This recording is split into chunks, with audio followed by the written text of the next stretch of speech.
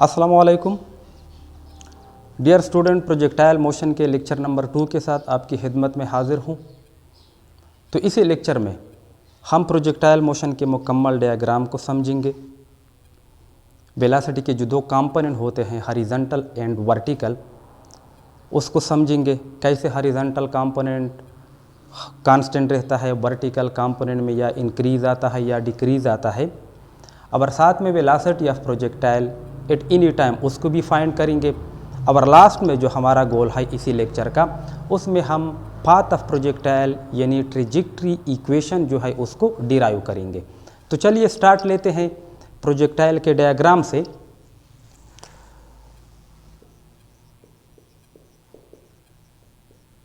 Projectile motion lecture number 2। सबसे पहले diagram को बनाते हैं, उसको समझते हैं। कोऑर्डिनेट सिस्टम लेते हैं। ये है एक्स एक्सिस, ये वाई एक्सिस, ये है ऑरिजिन, ओ से रिप्रेजेंट करते हैं। यहाँ पर हम कोऑर्डिनेट लेते हैं ए 0 यानी एक्स भी 0 वाई भी 0, और यहाँ पर हम टाइम लेते हैं time t is equal to 0। Time t is equal to 0 पर हम किसी पार्टिकल को या ऑब्जेक्ट को इनिशियल वेलोसिटी v0 से थ्रोन करते हैं, जो कि एक्स एक्सिस के साथ सम एंगल थीटा बनाता है। अब अगर यहाँ पर हम इस v0 को दो कंपोनेंट में रिजॉल्व करें, तो यहाँ से परपेंडिकुलर गिराते हैं एक्स एक्सिस पर, एक परपेंडिकुलर वाई एक्सिस पर। तो इस v0 वेलोसिटी का ये कंपोनेंट जो है यहाँ से लेकर यहाँ तक, इसको हम लिखते हैं v0x, और ऑरिजिन से लेकर यहाँ तक इस कंपोनेंट को हम v0 से डिनोट करते हैं। अब जब हम इनिशियल वेलोसिटी v0 के साथ प्रोजेक्टाइल को थ्रोन करते हैं, तो under the action of gravity ये प्रोजेक्टाइल जो है इस तरह पाथ बना के अपनी मोशन को कंप्लीट करेगा। अब फर्दर हम सपोज करते हैं कि आफ्टर सम टाइम t या आफ्टर सम टाइम ये प्रोजेक्टाइल यहाँ पर सपोज पहुँचा। इस पॉइंट को हम P से रिप्रेजेंट करते हैं। यहाँ पर इसकी वेलोसिटी चेंज हुई, v0 से सपोज करते हैं कि वेलोसिटी v बन गई। अब यहाँ पर इस वेलोसिटी को अगर हम दो कंपोनेंट में रिजॉल्व करें, तो इस वेलोसिटी का ये कंपोनेंट बन जाएगा vy, और ये कंपोनेंट vx हॉरिजॉन्टल के साथ जो एंगल बनाता है, सपोज उसको हम बीटा मान लेते हैं। यहाँ पर जो कोऑर्डिनेट बनते हैं, यहाँ पर ऊपर मैं लिख देता हूँ, इसको हम कहते हैं x व y। इसका मतलब ये हुआ, अगर यहाँ से हम परपेंडिकुलर को गिरा दे एक्स एक्सिस पर, तो ऑरिजिन से लेकर यहाँ तक ये जो डिस्प्लेसमेंट है उसको हम x से डिनोट करते हैं, और यहाँ से लेकर यहाँ तक जो डिस्प्लेसमेंट है ये इसको हम y से रिप्रेजेंट करते हैं। क्योंकि जब प्रोजेक्टाइल को हम थ्रोन करते हैं, तो हॉरिजॉन्टल वेलोसिटी की वजह से वो हॉरिजॉन्टल डिस्प्लेसमेंट को कवर करता है, और वर्टिकल कंपोनेंट ऑफ वेलोसिटी की वजह से वो वर्टिकल डिस्प्लेसमेंट को कवर करता है। अब अगर हम मैक्सिमम हाइट को कंसीडर करें, सपोज ये मैक्सिमम हाइट है, यहाँ पर प्रोजेक्टाइल की जो वेलोसिटी है वो प्योरली हॉरिजॉन्टल होती है। सपोज यही v का नाम देते हैं। यहाँ पर हॉरिजॉन्टल कंपोनेंट है, पर वर्टिकल कंपोनेंट क्या है, 0 है। अब इसके बाद जब प्रोजेक्टाइल डाउनवर्ड डायरेक्शन में मोशन स्टार्ट करता है, तो सपोज प्रोजेक्टाइल की वेलोसिटी है ये, हॉरिजॉन्टल कंपोनेंट बन जाएगा ये, सपोज v प्राइम x से डिनोट करते हैं, वर्टिकल कंपोनेंट को हम v प्राइम y से, और उसकी जो वेलोसिटी है वो v प्राइम। तो यहाँ पर ये जो एंगल बनाता है एक्स एक्सिस के साथ, इस एंगल को सपोज हम अल्फा मान लेते हैं, और इस पॉइंट को point of projection point of impact को हम नाम देते हैं कि ये है बी। अब ऑरिजिन से लेकर पॉइंट ऑफ इम्पैक्ट तक ये जो हॉरिजॉन्टल डिस्टेंस है इसको हम आर कहते हैं। ये है मैक्सिमम हाइट। अब मैक्सिमम हाइट से लेकर ऑरिजिन तक ये डिस्टेंस जो हमारे पास बन जाती है, ये रेंज की हाफ बन जाती है। टोटल है आर, ये है मिडल पॉइंट, मैक्सिमम हाइट, यहाँ से लेकर ऑरिजिन तक ये जो डिस्टेंस है इसको हम r/2 लेते हैं। तो यहाँ पर जो कोऑर्डिनेट है वो जब बनेंगे तो इस पॉइंट को सपोज हम d का नाम देते हैं, यहाँ पर कोऑर्डिनेट को हम लिखेंगे r/2 व 0। हॉरिजॉन्टल रेंज तो है, डिस्टेंस तो है r/2, पर यहाँ पर वर्टिकल कंपोनेंट वेलोसिटी का जो है वो है 0। अगर यहाँ पर हम कोऑर्डिनेट को लेके पॉइंट B पर, तो यहाँ पर हम लिखेंगे r व 0। यहाँ पर मैक्सिमम हॉरिजॉन्टल डिस्टेंस है r, पर वर्टिकल कंपोनेंट यहाँ पर क्या है वो 0 है, तो हम लिखते हैं r व 0 के। अब सबसे पहले ये तो था सिर्फ डायग्राम कि जब ऊपर जाता है तो उसकी वेलोसिटी में डिक्रीज आता है, उसका वर्टिकल कंपोनेंट ये इफेक्ट होता है, मैक्सिमम हाइट पर वर्टिकल कंपोनेंट 0 बन जाता है। यहाँ पर अगर इसके हम कंपोनेंट लेके तो v = vx प्योरली हॉरिजॉन्टल। अब यहाँ पर vy जो है वो 0 के बराबर होता है। अब इसके बाद जब प्रोजेक्टाइल डाउनवर्ड डायरेक्शन में मोशन करता है तो फिर वर्टिकल कंपोनेंट इंक्रीज होता है ड्यू टू ग्रेविटी की वजह से। यहाँ पर वर्टिकल कंपोनेंट में डिक्रीज आता है ड्यू टू ग्रेविटी की वजह से, क्योंकि ग्रेविटी जो है वो डाउनवर्ड डायरेक्शन में, यहाँ पर ग्रेविटी की डायरेक्शन में, तो वर्टिकल कंपोनेंट में इंक्रीज आना शुरू हो जाता है। अब सबसे पहले अगर हम इस ट्राइएंगल को मान ले, ये ट्राइएंगल सपोज ये है ऑरिजिन पॉइंट O, इसको मैं नाम देता हूँ पॉइंट C का, और यहाँ पर सपोज मैं नाम देता हूँ F का। तो हमारे पास जो ट्राइएंगल बनता है ये वाला, ये है O, ये पॉइंट है C, और इस पॉइंट को हमने नाम दिया F का, और ये है सम एंगल थीटा। ये इनिशियल वेलोसिटी v0 को हमने मान लिया था फर्स्ट स्टेज में एट पॉइंट A पर, यानी ऑरिजिन पर। अब इस ट्राइएंगल से अगर हम cos थीटा की वैल्यू निकालना चाहे तो हम जानते हैं कि cos थीटा किसके बराबर होती है, वो बेस डिवाइडेड बाई हाइपोटेनस के बराबर होती है। अब यहाँ पर बेस जो है वो किसके बराबर है, ये बेस, इसको हमने नाम दिया है ये v0 x के बराबर है, और हाइपोटेनस जो है वो किसके बराबर है, v0 के बराबर है। तो हमारे पास हासिल होगा cos theta = v0 x divided by v0। अगर हम क्रॉस मल्टीप्लिकेशन करें तो v0 x की वैल्यू आ जाएगी v0 into cos of theta के। तो हॉरिजॉन्टल कंपोनेंट v0 x जो है वो v0 cos ऑफ थीटा के बराबर है। अब इसी ट्राइएंगल से अगर हम साइन थीटा की वैल्यू निकालना चाहे तो साइन थीटा बराबर है परपेंडिकुलर डिवाइडेड बाई हाइपोटेनस के। तो परपेंडिकुलर इस डायग्राम में किसके बराबर है, यहाँ पर हम v0 x लिख देते हैं, ये है v0 y के, यानी ये कंपोनेंट या ये कंपोनेंट ये v0 y है। तो v0 y divided by hypotenuse किसके बराबर है, वो v0 के बराबर है। तो हम लिख सकते हैं sine theta = v0 y divided by v0। अगर हम क्रॉस मल्टीप्लिकेशन करें तो v0 की वैल्यू हमारे पास आ जाएगी v0 into sine of theta के। तो ये वर्टिकल कंपोनेंट है वेलोसिटी का जो कि v0 साइन ऑफ थीटा के बराबर है। अब अगर हम सपोज करें कि at time after some time t जब प्रोजेक्टाइल पॉइंट P पर पहुंच गया तो यहाँ पर उसकी वेलोसिटी चेंज हुई, v0 से v पर आ गई। यहाँ पर जो हमारे पास हॉरिजॉन्टल कंपोनेंट है वो है vx, और यहाँ पर जो वर्टिकल कंपोनेंट है वो है vy के। अब यहाँ पर vx कंपोनेंट जो है इसी रिलेशन के मुताबिक ये हमारे पास आ जाएगा v into cos of beta के। अगर हम इसकी वर्टिकल कंपोनेंट को लेके vy, वेलोसिटी है v, वर्टिकल कंपोनेंट के साथ साइन, और यहाँ पर एंगल जो है वो बीटा के बराबर है, v साइन ऑफ बीटा के। तो यहाँ पर bx v cos of beta के, और वर्टिकल कंपोनेंट वेलोसिटी का ये है v साइन ऑफ बीटा के।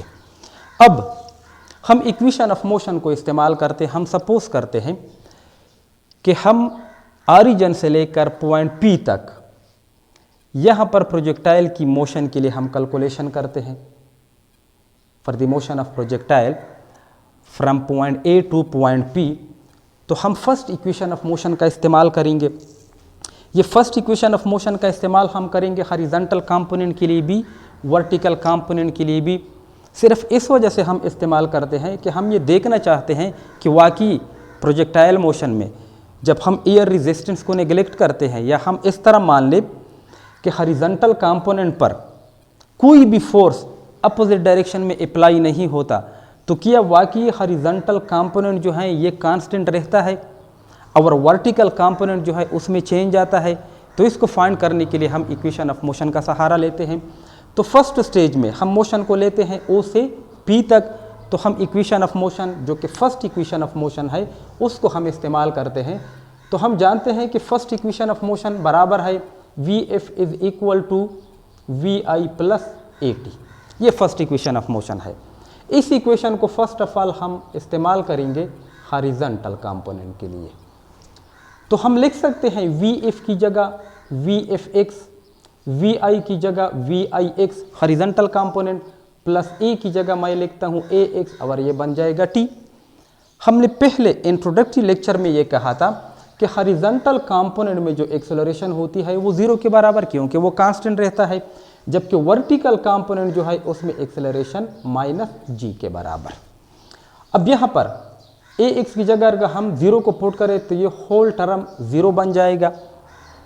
अब वेलोसिटी जो है यहाँ पर इनिशियल वेलोसिटी वी नॉट है, अब पॉइंट पी पर वेलोसिटी वी नॉट से चेंज हुई वी को, तो वी एफ एक्स की जगह मैं लिख सकता हूँ वी एक्स को, वी आई एक्स की जगह मैं लिख सकता हूँ वी नॉट एक्स को, तो वी एक्स इक्वल हो जाएगा we not into cos of theta के। तो वी एक्स जो है वो we not cos of theta के बराबर आया। ये वी एक्स कंपोनेंट जो है ये we not cos of theta के बराबर आया। अब यहाँ पर V not cos of theta किसके बराबर है? वी नॉट एक्स के बराबर है। तो हम लिख सकते हैं कि वी एक्स जो है ये वी नॉट एक्स के बराबर है। अब यहाँ पर जो कंपोनेंट है हॉरिजॉन्टल कंपोनेंट और यहाँ पर जो हॉरिजॉन्टल कंपोनेंट है, देखो ना ये दोनों आपस में इक्वल आए। इसका मतलब ये हुआ कि प्रोजेक्टाइल मोशन में हॉरिजॉन्टल कंपोनेंट जो है वो कांस्टेंट रहता है, क्योंकि कोई भी फोर्स हॉरिजॉन्टल कंपोनेंट पर अप्लाई नहीं होता। अब इसी फर्स्ट इक्वेशन ऑफ मोशन को हम इस्तेमाल करते हैं वर्टिकल कंपोनेंट के लिए।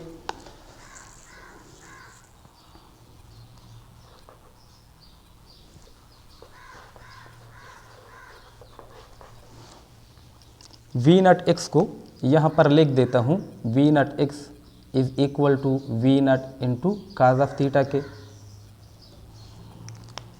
ये हॉरिजॉन्टल कंपोनेंट, ये वर्टिकल कंपोनेंट।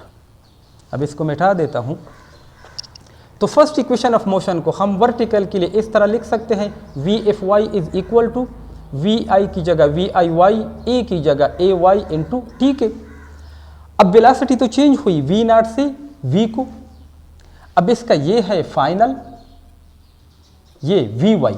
अब वी एफ वाई की जगह मैं लिख सकता हूँ v y, v i y जो है उसकी जगह मैं लिख सकता हूँ वी नॉट वाई, ये था v naught y. A Y की जगह माइनस जी, तो ये बन जाएगा माइनस जी इंटू टी के। तो v y is equal to v naught y किसके बराबर था? V not into sine of theta और साथ में टर्म आया माइनस जी टी। अब इस इक्वेशन को अगर हम देखें तो वी वाई जो है ये वी नॉट साइन थीटा के बराबर नहीं है, बल्कि इसके साथ एक टर्म आया है नेगेटिव में जी टी। इसका मतलब ये हुआ कि ये वी वाई कंपोनेंट जो है वर्टिकल कंपोनेंट ऑफ वेलोसिटी ये डिक्रीज होता है। जिस तरह वी एक्स और वी नॉट एक्स आपस में बराबर आए थे, अब यहाँ पर वी वाई और वी नॉट वाई ये आपस में बराबर नहीं है, बल्कि वी नॉट वाई के साथ जी टर्म भी यहाँ पर मौजूद है। इसका मतलब ये हुआ कि जब हम प्रोजेक्टाइल को ऊपर फेंकते हैं तो ग्रेविटी की वजह से, चूंकि ग्रेविटी डाउनवर्ड डायरेक्शन में होती है, तो इसका वर्टिकल कंपोनेंट जो है उसमें क्या आता है? डिक्रीज आता है। तो v y v naught sine of theta minus ji t के। अब अगर मैं वी वाई की जगह लिखूं, इस वी वाई की जगह वी वाई और एंगल क्या है? बीटा है। तो वी वाई की जगह मैं लिख सकता हूँ वी साइन ऑफ बीटा, तो ये इक्वल हो जाएगा we not into sine of theta minus ji t के। तो vertical component of velocity due to gravity जो कि डाउनवर्ड डायरेक्शन में होती है वो क्या होता है, डिक्रीज होता है। अब यहाँ पर इक्वल और ये इक्वल नहीं है, इसका मतलब ये हुआ कि हॉरिजॉन्टल कंपोनेंट प्रोजेक्टाइल मोशन में वो कांस्टेंट रहता है, जबकि वर्टिकल कंपोनेंट वो यूनिफॉर्मली चेंज होता है। ऊपर प्रोजेक्टाइल जाता है तो डिक्रीज आता है, डाउनवर्ड डायरेक्शन में आता है तो इंक्रीज आता है। अब इसके बाद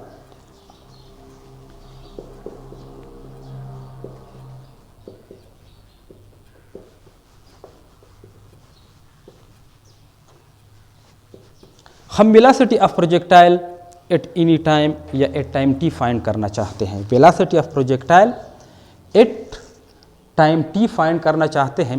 तो वेलोसिटी ऑफ प्रोजेक्टाइल को फाइंड करने के लिए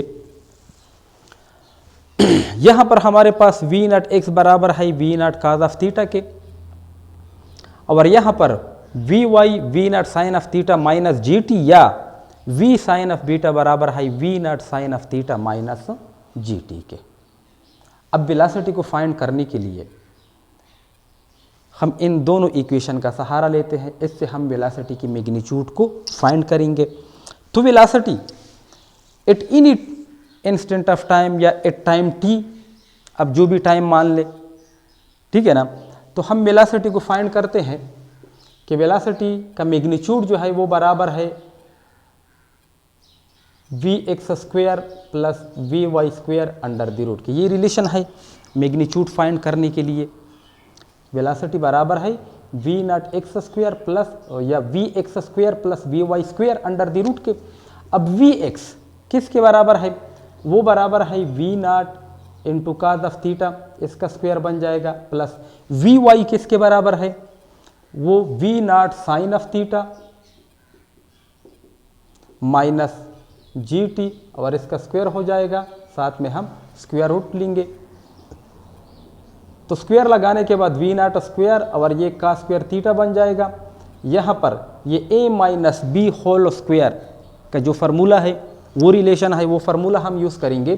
तो ए का स्क्वायर ये बन जाएगा we naught square sine square theta plus b square ये बन जाएगा जी स्क्वायर टी स्क्वायर।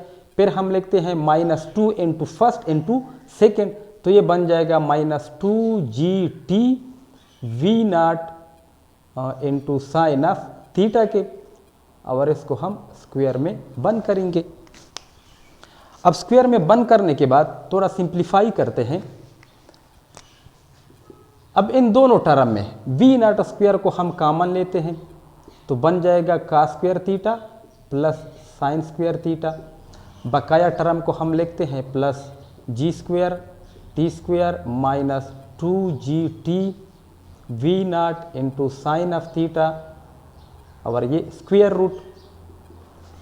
अब ये मैथमेटिक्स में पढ़ा होगा 1 के बराबर है साइन स्क्वायर थीटा प्लस का स्क्वायर थीटा इक्वल टू 1 के, तो रिलेशन आ जाएगा v is equal to magnitude of velocity v naught square plus g square t square minus two g t v not into sine of theta under the root के।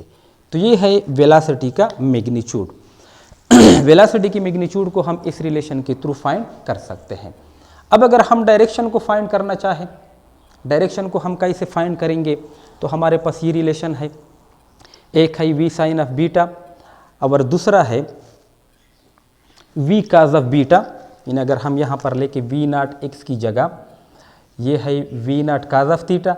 अब वहाँ पर हमने लिखा था, मैंने मिटा दिया अगर आपको याद हो, तो हमने लिखा था कि वी एक्स बराबर है वी नॉट एक्स के। अब वी एक्स को हम लिख सकते थे वी काज ऑफ बीटा, और वी नॉट एक्स को हम लिखते हैं we not into cos of theta, क्योंकि यहाँ पर एंगल थीटा बनती है और यहाँ पर एंगल बीटा। अब इन दोनों इक्वेशन से, ये इक्वेशन और ये इक्वेशन, इन दोनों का हम स्क्वायर लेते हैं और आपस में ऐड भी करते हैं। तो इसको यहाँ पर मिटा देता हूँ।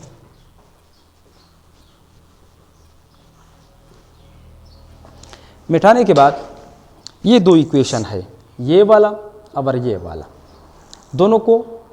दोनों का हम स्क्वायर भी लेते हैं और ऐड भी करते हैं। तो लेफ्ट हैंड साइड आपस में और राइट हैंड साइड आपस में, ये इसका लेफ्ट हैंड साइड है, तो हम लिख सकते हैं अगर स्क्वायर लेंगे v square into sine square beta. इसका लेफ्ट हैंड साइड ये है, इसका हम ऐड भी करेंगे और स्क्वायर भी लेंगे, का square beta is equal to ये पे राइट साइड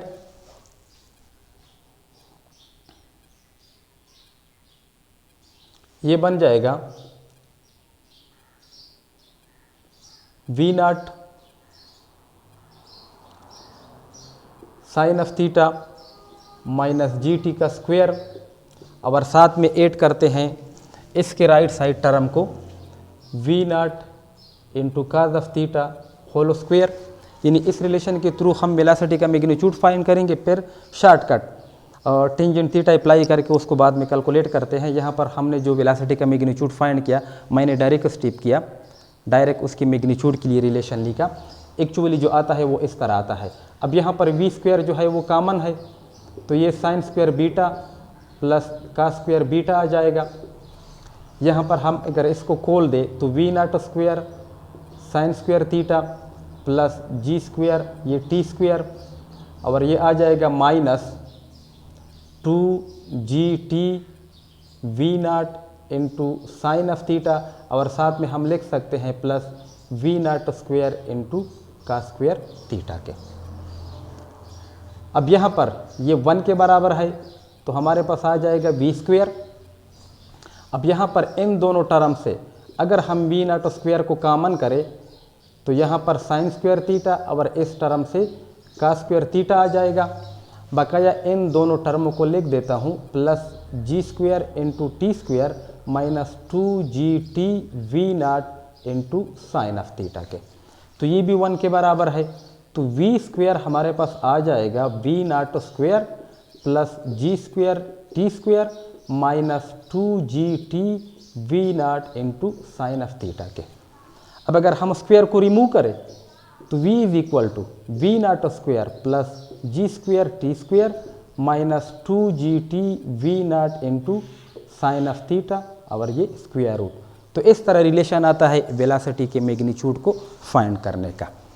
अब हम डायरेक्शन की अगर हम बात करें कि हम डायरेक्शन को कैसे फाइंड करेंगे, तो डायरेक्शन के लिए हम जानते हैं, अगर हम इस रिलेशन को और इस रिलेशन को ले लें और हम ये कहें कि सपोज़ ये रिलेशन नंबर 1 है और ये रिलेशन नंबर 2 है। रिलेशन नंबर 1 को अगर हम रिलेशन नंबर 2 पर डिवाइड करें तो डिवाइड करने के बाद ये v और ये v कैंसिल हो जाएंगे, तो sine beta divided by cos beta आ जाएगा, sine beta divided by cos beta आ जाएगा। इसकी नीचे ये आ जाएगा, तो हम लिख सकते हैं we naught sine of theta minus ji T, divide करने के बाद ये we not into cos of theta आ जाएगा। Sine beta divided by cos beta किसके बराबर है, 10 बीटा आ जाएगा। तो ये we naught sine of theta minus G T divided by we not into cos of theta के। अगर हम एंगल बीटा को फाइंड करना चाहें तो बीटा इज इक्वल टू 10 को उधर ले जाने से राइट साइड में, तो ये 10 इनवर्स बन जाएगा, और ये we naught sine of theta minus G T divided by we not into cos of theta. तो इस तरह हम बीटा को फाइंड कर सकते हैं। अब मैक्सिमम पॉइंट पर अगर हम देखें तो यहाँ पर एंगल जो है वो 0 होती है, क्योंकि सिर्फ प्योरली हॉरिजॉन्टल कंपोनेंट इन्वॉल्व होता है, वर्टिकल कंपोनेंट होता नहीं। तो जो एक्स एक्सिस है उसी डायरेक्शन में हॉरिजॉन्टल कंपोनेंट है, तो यहाँ पर एंगल जो है वो 0 के बराबर होती है। तो इस तरह हम वेलोसिटी के मैग्नीट्यूड को फाइंड कर सकते हैं, हम बीटा को यानी डायरेक्शन को फाइंड कर सकते हैं, और लास्ट स्टेप में हम इक्वेशन ऑफ ट्रेजेक्टरी को डिराइव करेंगे।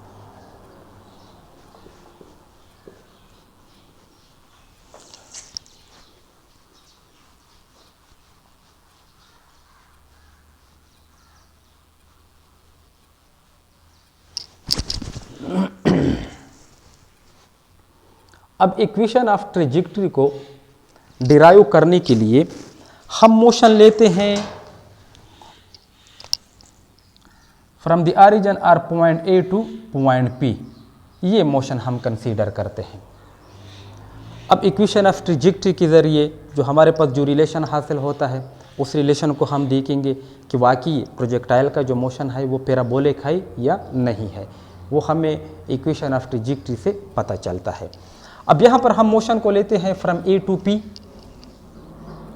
फ्रॉम ए टू पी हम मोशन को कंसीडर करते हैं। हॉरिजॉन्टल के लिए भी हम रिलेशन को लिखेंगे, वर्टिकल के लिए भी हम रिलेशन को लिखेंगे। फर्स्ट ऑफ ऑल हम हॉरिजॉन्टल के लिए रिलेशन लिखते हैं, पर हम सेकेंड इक्वेशन ऑफ मोशन का इस्तेमाल करते हैं जो कि हमारे पास है s is equal to we i t plus 1/2 a t square. अगर मैं हॉरिजॉन्टल के लिए लिखूं तो एस एक्स वी आई की जगह वी आई एक्स, चूँकि यहाँ पर हमने इनिशियल वेलोसिटी को वी नॉट लिया है तो वी नॉट एक्स प्लस 1/2 ए की जगह ए एक्स और ये टी स्क्वायर हो जाएगा। अब एस एक्स ए से लेकर पी तक ये मोशन हमने लिया है। हॉरिजॉन्टल डिस्टेंस जो है ए से लेकर पी तक वो हमारे पास है एक्स, तो एस एक्स की जगह हम एक्स को पुट करेंगे, वी नॉट एक्स की जगह हम v not into cos of theta को लिखेंगे प्लस ये t 1/2 a x 0 into t square के हॉरिजॉन्टल कंपोनेंट में एक्सेलरेशन 0, तो ये टर्म 0 बन जाएगा। तो एक्स आ जाएगा we naught cos of theta, यहाँ पर भी टी है, ये टी मिस हो गई थी टी। अगर इससे हम टी की वैल्यू निकाल दें तो हमारे पास आ जाएगा x divided by we not into cos of theta के। ये हमने टी की वैल्यू फाइंड की। अब हम वर्टिकल के लिए इसी सेकेंड इक्वेशन को इस्तेमाल करते हैं, तो इसकी जगह मैं लिखूंगा एस वाई, वी आई की जगह मैं लिखूंगा वी नॉट वाई, टी भी अपना प्लस 1/2 ए की जगह ए वाई इंटू टी स्क्वायर के।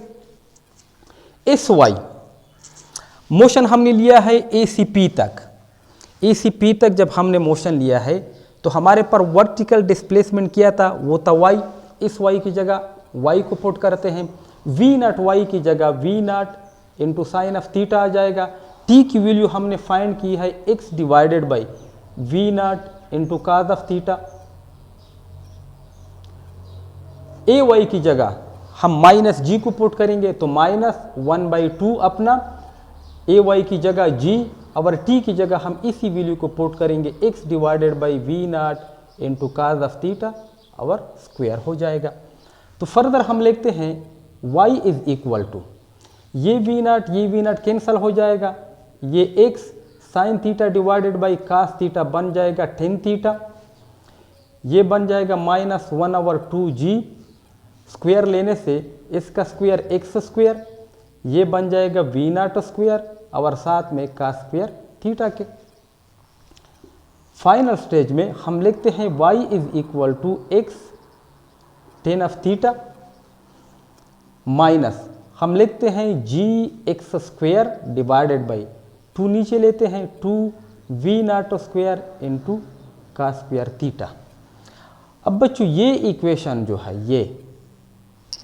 ये इक्वेशन है पैराबोला का। इसका मतलब ये हुआ कि प्रोजेक्टाइल मोशन की जो ट्रेजेक्टरी है उसका जो इक्वेशन हासिल होता है वो पैराबोला का।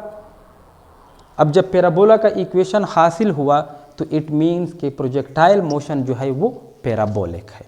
प्रोजेक्टाइल मोशन क्या है वो पैराबोलिक है। इस वजह से फर्स्ट इंट्रोडक्टरी लेक्चर में मैंने 1 डायमेंशनल और 2 डायमेंशनल का जिक्र किया था, ताकि आपको पता चले कि 1 डायमेंशनल मोशन क्या होता है, 2 डायमेंशनल मोशन क्या होता है, वाकई प्रोजेक्टाइल मोशन 2 डायमेंशनल मोशन है कि नहीं। तो इसके लिए आपने सबसे पहले 2 डायमेंशनल मोशन को समझना होगा। अब समझने के बाद जब ट्रेजेक्टरी ऑफ प्रोजेक्टाइल के लिए जो रिलेशन हासिल हुआ उसको हमने देखा कि भाई ये तो पैराबोला का इक्वेशन है, तो इससे पता चला कि वाकई प्रोजेक्टाइल मोशन जो है ये पैराबोलिक है। तो ये था आज का लेक्चर। इंशाल्लाह नेक्स्ट लेक्चर में हम time of flight, maximum height और हॉरिजॉन्टल रेंज, ये हमारा गोल होगा नेक्स्ट लेक्चर का। तो नेक्स्ट लेक्चर तक मुझे इजाज़त दीजिए, तब तक के लिए अल्लाह हाफिज़।